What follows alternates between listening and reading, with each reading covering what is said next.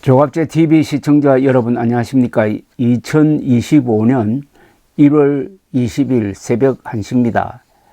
윤석열 대통령의 구속과 함께 이 정치 국면이 새로운 무대를 만들고 있습니다.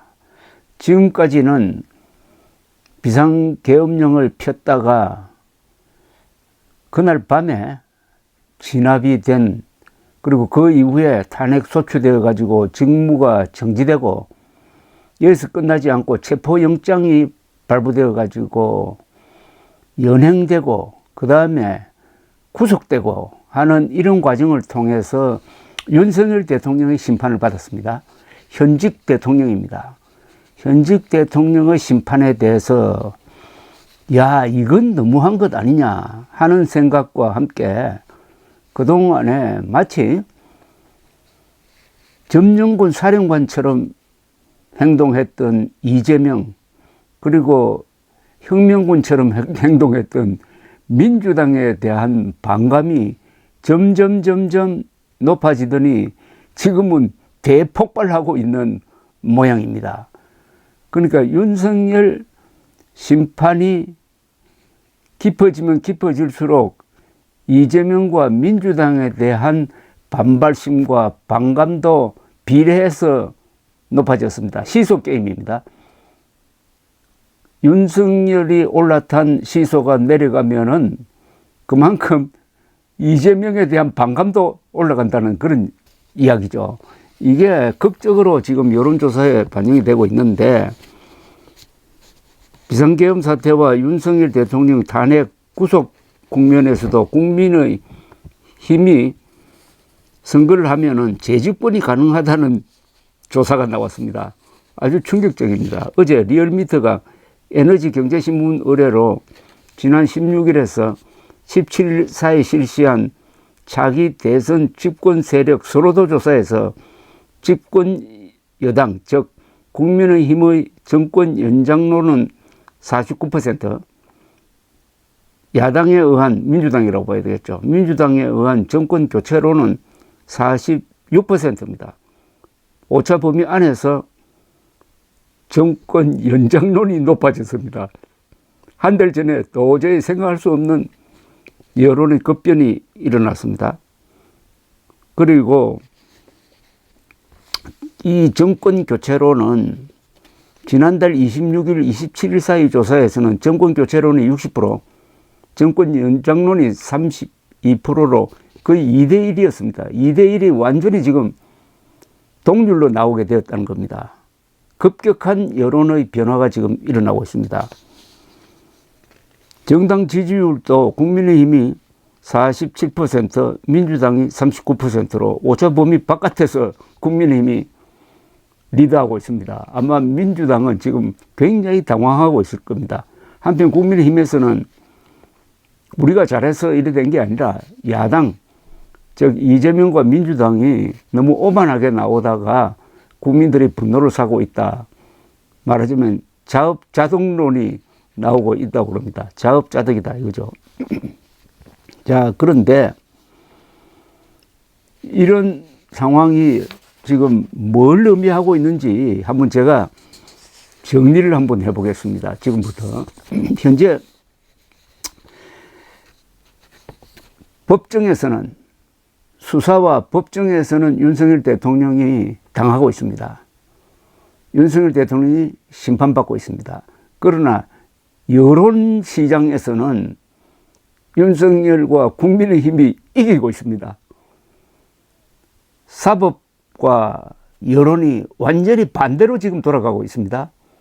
왜 이렇게 반대로 돌아가느냐 하는 것은 이재명 대표에 대한 반감이 극도에 달했다는 겁니다. 윤석열 대통령에 대한 반감이 강해질수록 그 반대 방향으로 이재명 대표 당신은 뭘 잘한 게 있느냐 하는 생각이 모여져서 지금 이재명 대표 지지율은 오히려 줄어들고 윤석열 국민의힘 지지율은 높아지고 있는 이런 상황입니다. 그래서 현재로는 윤석열도 이재명도 다 보기 싫다 하는 여론의 흐름이 아주 강하게 흐르고 있습니다. 그런데 윤석열도 이재명도 다 보기 싫다는데 이미 윤석열 대통령은 정치적으로는 재기불능이 되었습니다. 그러나 이재명 대표는 차기 대선 후보감으로 항상 1등을 하고 있습니다. 양쪽이 다 보기 싫다 하면은 결국 그 여론은 누구한테 가장 불리하게 작용하느냐 하면은 이재명 대표에게 불리하게 작용하게 되는 거죠. 그리고 오는 2월 15일까지 이재명 공직선거법 위반 사건 항소심이 나와야 한다. 그리고 오는 5월까지 대법원 판결이 나와야 한다는 여론이 생기고 있습니다. 이거는 굉장히 강력한 근거를 가지고 있습니다. 윤석열 대통령에 대해서 이렇게 서둘러 구속하고 서둘러 헌법재판소의 심리를 밀어붙인다면은 그러면은 이재명에게도 똑같은 논리가 적용돼야 될 거 아니냐. 이재명 재판 빨리 하라는 겁니다.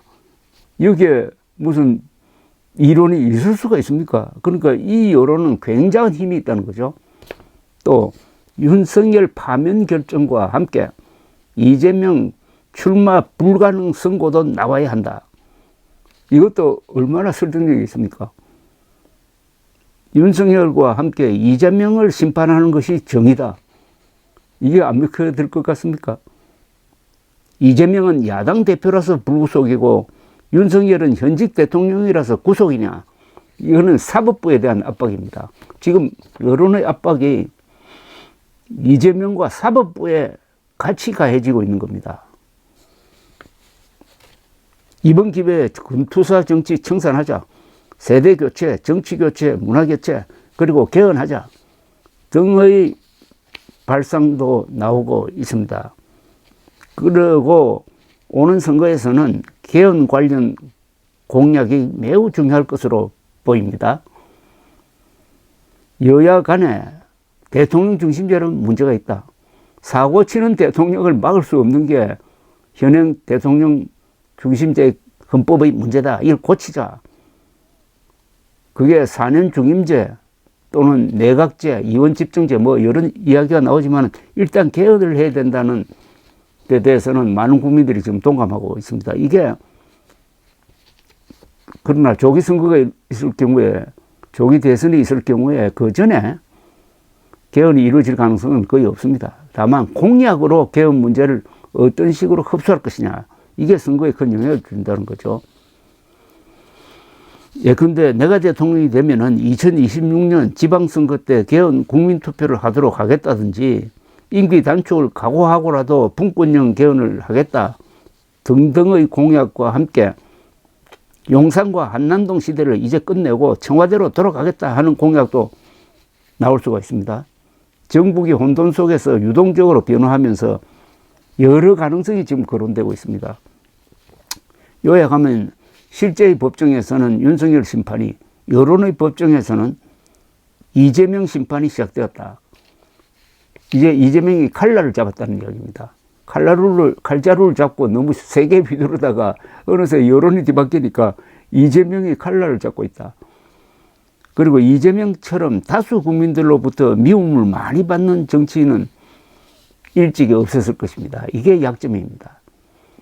윤석열에 대한 반감은 이재명에 대한 호감으로 전환되지 않고 오히려 이재명에 대한 반감으로 전환되는 그런 공식을 보여주고 있습니다. 그리고 조기 대선 이전에 재판을 끝내라는 압박에 사법부가 재판 지연으로 이재명을 보호하는 것은 불가능할 것입니다. 여론의 압박은 주로 이재명과 사법부에 집중될 것인데 윤석열 구속재판은 이런 여론의 압박을 정당화할 것입니다. 공평하게 하자는 거죠. 다만 윤석열의 부정선거 음모론과 최근의 법원 난동은 이재명과 민주당을 오히려 돕는 방향으로 작동할 것입니다. 2021년 안철수 오세훈 단일화로 서울시장 선거에서 오세훈 후보가 압승한 모델을 확대시켜 자유진영 단일화를 이룰 것인가가 아주 앞으로 쟁점, 중요 관찰점이죠. 개혁신당까지 포괄하는 후보 경선 플랫폼을 만들 수 있는가? 선거 주제를 무엇으로 잡을 것인가? 이재명과 민주당은 그러니까 잘 나갈 때 조심하지 않고 점령군처럼 행세하다가 역풍을 자초했습니다. 국민의힘도 지지율이 오른다고 부정선거 음모론에 편승하면은 폭동 세력으로 몰리게 될 것입니다. 윤석열 대통령이 탄핵재판과 내란재판을 정치투쟁의 장으로 지금 활용하려고 하는 모양인데 여기서 부정선거론을 들고 나오면은 아마 자멸하게 될 것입니다. 지금 윤석열과 이재명은 적대적 공생관계가 아니라 이제는 적대적 공멸관계입니다. 같이 망하는 관계로 설정이 됐습니다. 같이 망한다는 거죠. 그러면 이 틈을 타고 아주 참신한 후보가 등장할 것이냐, 그 사람을 밀어줄 정치 세력이 구성될 것이냐, 시간이 매우 짧습니다. 윤석열 구속은 이재명에게도 깊은 상처를 남겼습니다. 윤석열, 이재명은 어떤 점에서는 공동 운명체입니다. 윤석열이 망하면은 이재명도 같이 망한다는 거죠. 감사합니다.